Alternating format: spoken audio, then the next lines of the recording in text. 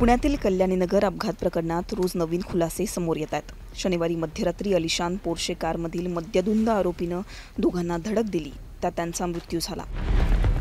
या घटनेमुळे राज्यातील वातावरण तापलेलं असून त्या अल्पवयीन मुलाची सध्या बालसुधारगृहात रवानगी करण्यात आली आहे। तर आरोपीचे वडील विशाल अग्रवाल याला 24 मे पर्यंत पोलीस कोठडी सुनावण्यात आली आहे। असं असतानाच आता या अपघातग्रस्त पोर्शे कारमध्ये तांत्रिक बिघाड असल्याची माहिती समोर आली आहे। ज्या अलिशान पोर्शे कारनं दोघांना चिरडलं ती 5 कोटींची होती।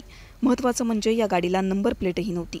गाडीला नंबर प्लेट नसल्याचं कोर्टाच्या निदर्शनास आणून दिल्यानंतर गाडीत बिघाड असल्यामुळं बँगलोरमधील डीलरकडे त्या संदर्भात पाठपुरावा सुरू होता, पण डीलरकडून प्रतिसाद मिळत नसल्यानं दिल्लीतील राष्ट्रीय ग्राहक तक्रार निवारण मंचाकडे तक्रार करण्यात आली होती, अशी माहिती अग्रवालच्या वकिलांनी कोर्टाला दिली।